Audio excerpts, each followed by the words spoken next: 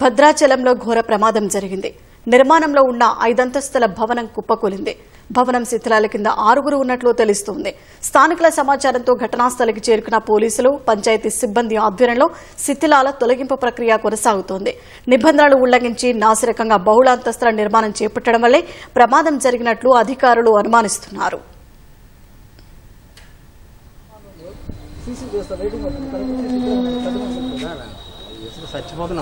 కాదండి మరి మొత్తం ప్రసిద్ధ పుణ్యక్షేత్రం భద్రాచలంలో విషాదం చోటు చేసుకుంది. సూపర్ బజార్ సెంటర్లో నిర్మాణంలో ఉన్న 5 అంతస్తుల భవనం కుప్పకూలింది. పాత భవనంపై నాసిరకంగా 5 అంతస్తుల నిర్మాణం చేయడంతోనే ప్రమాదం జరిగి ఉంటుందని అధికారులు అనుమానిస్తున్నారు. భద్రాచలానికి చెందిన ఎస్కే మౌలానా అలియాస్ శ్రీపతి పాత భవనంపై గడిచిన 2 ఏళ్లుగా ఒక్కొక్కటిగా 5 అంతస్తులు నిర్మించాడు. శ్రీపతి సేవా ట్రస్ట్ ద్వారా విరాళాలు సేకరించి నిర్మాణాన్ని చేపడుతున్నాడు. అయితే పనులు నాసిరకంగా జరుగుతున్నాయని చుట్టుపక్కల వారు ఫిర్యాదు చేశారు. ఈ మేరకు అధికారులు ఆపమని చెప్పినప్పటికీ శ్రీపతి అలాగే పనులు చేపట్టాడు. ఈ నేపథ్యంలోనే ఇవాళ మధ్యాహ్నం 2:30 గంటలకు భవనం ఒక్కసారిగా కూలింది. నిర్మాణ పనులు చేస్తున్న కొందరు మృతి చెందారని చుట్టుపక్కల వారు చెబుతున్నారు. సుమారు 5గురు వరకు కార్మికులు మృతి చెంది ఉంటారని భావిస్తున్నారు. పోలీసు, రెవెన్యూ, పంచాయతీ సిబ్బంది ఆధ్వర్యంలో శిథిలాల తొలగింపు కొనసాగుతోంది. సారపాక ఐటీసీ నుంచి ప్రత్యేకంగా తీసుకొచ్చిన ప్రొక్రెయిన్లతో సహాయక చర్యలు జరుగుతున్నాయి. భద్రాద్రి కొత్తగూడెం జిల్లా ఎస్పీ జితేష్ వి పాటిల్, ఎస్పీ రోహిత్ రాజ్ పర్యవేక్షిస్తున్నారు. శిథిలాల కింద చిక్కుకున్న వారి కుటుంబ సభ్యులు కన్నీరు మున్నీరుగా విలపిస్తున్నారు.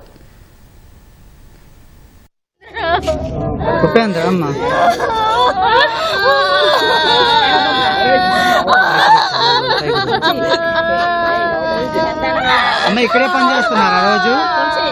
అమ్మ ఎన్ని రోజుల నుంచి పని చేస్తున్నారు ఇక్కడ? ఉపేంద్ర ఇక్కడే పని చేస్తున్నారా? నిన్న కూడా టైంకి ఇక్కడికే వచ్చాడంటే. ఎంతమంది పిల్లలమ్మా మీకు? 2, ఒక బాబు, ఒక బాబు. నా పిల్లలు ఇద్దరు పీడలు చేస్తారు. మేము పని చేసుకుంటానే.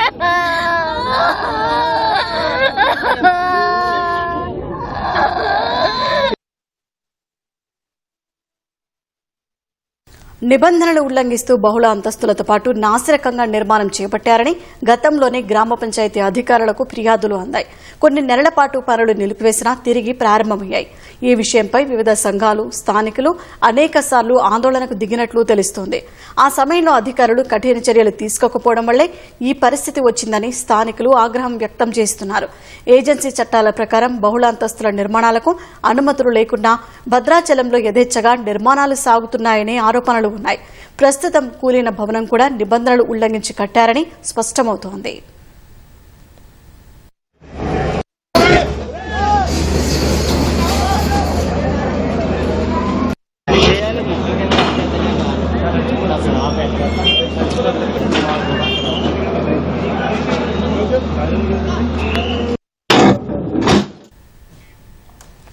భద్రాచలంలో కూలిన భవనం వద్ద సహాయ చర్యలు కొనసాగుతున్నాయి. భవన శిథిలాల కింద ఒక వ్యక్తి బతికి ఉన్నట్లు సిబ్బంది గుర్తించారు. ఇక మరిన్ని వివరాలు మా ప్రతినిధి లింగయ్యని అడిగి తెలుసుకుందాం. లింగయ్య, శిథిలాల కింద చిక్కుకున్న వారిని కాపాడేందుకు ఎలాంటి ప్రయత్నాలు జరుగుతున్నాయి? ఆ వివరాలేంటి? భద్రాచలంలో 5 అంతస్తుల భవనం కుప్పకూలిన ఘటనలో దాదాపు 5 గంటలుగా సహాయక చర్యలు కొనసాగుతున్నాయి. కాసేపటి క్రితం కొంత ఈ సహాయక చర్యల్లో పురోగతి కూడా జరిగిన పరిస్థితి. ఓ వ్యక్తి శిథిలాల కింద ఉన్నట్లు రెస్క్యూ టీం, అదేవిధంగా పోలీసులు కూడా సిబ్బంది గుర్తించారు. ప్రస్తుతం అతన్ని రక్షించేందుకు గత విధాల ప్రయత్నాలు చేస్తున్నారు. రెస్క్యూని మరింత ముమ్మరం చేశారు. అతని దాదాపు 5 అంతస్తుల ఏక మేడల కూలిన సందర్భం దాదాపు 5 గంటలుగా కూడా సహాయక చర్యలు కొనసాగుతున్న నేపథ్యంలో కొంతసేపటి క్రితం శిథిలాలు తొలగిస్తున్న సందర్భంలో రెస్క్యూ టీం కు కొంత శిథిలాల నుంచి ఒక శబ్దం వినపడింది. ఆహాకారాలు చేస్తున్న బాధితుడి ఆర్తనాదాలు విని వాళ్ళందరూ కూడా అతనికి టార్చ్ లైట్ ద్వారా కొంత సహాయం అందిస్తున్నట్టుగా మనకు సమాచారం ఉంటుంది. అయితే అతను బతికే ఉన్నట్టుగా కూడా అధికారులు గుర్తించారు. సిబ్బంది గుర్తించి వెంటనే పోలీసు అధికారుల ద్వారా వైద్యుల్ని, వైద్య బృందాలను కూడా అక్కడికి సంఘటన స్థలానికి రప్పించారు. అదే సమయంలో ఒక వ్యక్తికి సంబంధించిన లంచ్ బాక్స్ కూడా, ఒక వ్యక్తికి సంబంధించిన సెల్ ఫోన్ కూడా ఈ రెస్క్యూ టీం గుర్తించడంతో శిథిలాల కింద పలువురు ఉన్నట్లుగా గుర్తిస్తున్నారు. ఒక బాధితుడి ఆర్తనాదాలు విని అతన్ని కాపాడేందుకు శతవిధాల ప్రయత్నాలు చేస్తున్నారు. అయితే అతను బతికే ఉన్నాడని మాత్రం ప్రాథమికంగా గుర్తించాడు. ఎందుకంటే అతని నుంచి శబ్దాలు వస్తున్నాయి, ఆహాకారాలు వస్తుండడంతో బతికే ఉన్నట్టుగా గుర్తించి యుద్ధ ప్రాతిపదికన అతన్ని కాపాడేందుకు శతవిధాల ప్రయత్నాలు అయితే చేస్తున్నారు. దాదాపు ఈ సంఘటన రాష్ట్ర వ్యాప్తంగా సంచలనం సృష్టించింది. మధ్యాహ్నం 3 గంటల సమయంలో జరిగిన సంఘటనకు సంబంధించి దాదాపు 5 గంటలుగా సహాయక చర్యలు కొనసాగుతున్నాయి. అటు నిబంధనలకు విరుద్ధంగా కనీసం అనుమతి లేకుండా భవన నిర్మాణం చేపట్టడం సంచలనంగా మారింది. మరికొన్ని రోజుల్లో భద్రాచలం లో భద్రాద్రి దేవస్థానంలో సీతారాముల వారి కళ్యాణం కూడా రమణీయంగా సాగేందుకు ఏర్పాట్లు ఇప్పటికే అధికారులు ప్రారంభించారు. ఈ నేపథ్యంలో ఈ సంఘటన కొంత భద్రాచలం వాసుల్ని కొంత భయభ్రాంతులకు గురి చేసింది. తాజాగా అన్ని శాఖల అధికారులు సమన్వయంతో పనిచేస్తున్నారు. ఇటు పోలీస్ శాఖ, రెస్క్యూ పోలీస్ శాఖ నుంచి అదేవిధంగా పంచాయతీరాజ్, రెవెన్యూ శాఖలకు సంబంధించిన ముఖ్య అధికార యంత్రాంగం, సిబ్బంది అంతా కూడా అక్కడే మకాం వేసి దాదాపు 5 గంటలుగా ఇప్పుడు ఈ సహాయక చర్యల్ని కొనసాగిస్తున్నారు. ప్రస్తుతం ఎవరైతే బాధితుల నుంచి శబ్దాలు విన్నారో, అతని నుంచి ఆర్తనాదాలు విన్నారో అతన్ని సురక్షితంగా కాపాడి వెంటనే ఆసుపత్రికి చేర్చేలా మాత్రం యుద్ధ ప్రాతిపదికన సహాయక చర్యలు అయితే కొనసాగుతున్నాయి. ధన్యవాదాలు లింగయ్య.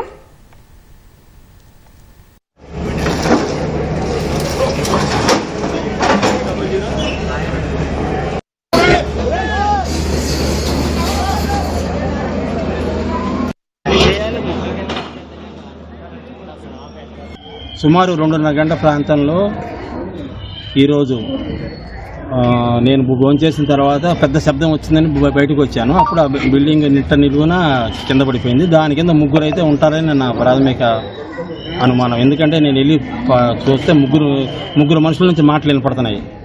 2-3 అని తెలియదు, ఖచ్చితంగా 2-3 అయితే ఉంటారు. ఈ ఘట్టం కరెక్ట్గా 2:30 గంటలకు జరిగింది. చాలాసార్లు ఇంత ముందు కూడా పని ఆపారు, మళ్ళీ ఈ మధ్యనే పని స్టార్ట్ చేశారు. ఇప్పుడైతే వాళ్ళ మాటలు మూలుగుతూ నాకు వినపడ్డాయి. కానీ ఇప్పటికే పరిస్థితి ఏంటో మనకు తెలియదు, ఎందుకంటే లోపలికి మనం వెళ్ళలేకపోయాం. మనుషులు అయితే ఖచ్చితంగా 2-3 ఉంటారు. 2:30 ప్రాంతంలో జరిగిందండి. అది నేను షాప్లో ఉన్నాను. మా మిస్సెస్ ఫోన్ చేస్తే నేను హడావుడిగా వచ్చేసాను. రాగానే బిల్డింగ్ పడిపోయింది. ఏమైనా చూసేసరికి బిల్డింగ్ పడిపోయింది. మా వాళ్ళు మా మిస్సెస్ ఇట్లా ఇంట్లోంచి బయటకు వచ్చేసారు. ఇక మొత్తం ప్రాణభయంతో బయటకు వచ్చి చూసేసరికి మొత్తం బిల్డింగ్ పడిపోయింది. లోపల వర్కర్ ఉన్నారట, తెలియదు మరి ఎంతమంది ఉన్నారంటే ఐడియా లేదు. ఎందుకంటే నేను షాప్లో ఉన్నా కాబట్టి నాకు తెలియదు. ఇది ఎన్ని సంవత్సరాలు అయిందండి కట్టడం? ఈ సుమారుగా దగ్గర 1.5 years దాటింది. అంటే ఎన్ని అంతస్తులు ఉంది? ఇది గ్రౌండ్ ఫ్లోర్ కాకుండా 5 ఫ్లోర్ అండి. మొత్తం 5 ఫ్లోర్. 5 ఫ్లోర్. ఈ ఓనర్ ఎక్కడండి? ఓనర్ వాళ్ళు ఇక్కడే ఉండేది. మరి ఎంతమంది ఉంటారండి ప్రతిరోజు? ఎంతమంది ఉంటారు? దేని పర్పస్ కడతారు? ప్రస్తుతం అయితే శనేశ్వర ఆలయం అని. ఎంతమంది ఉంటారండి ప్రతిరోజు? వీళ్ళైతే ఓనర్ వాళ్ళు అయితే లేరు. మరి ప్రస్తుతం అయితే వర్కర్లే. పని నడుస్తుంది. పని అంటే ఎప్పుడోసారి జరిగేది. పని పూర్తిగా రెగ్యులర్గా అయితే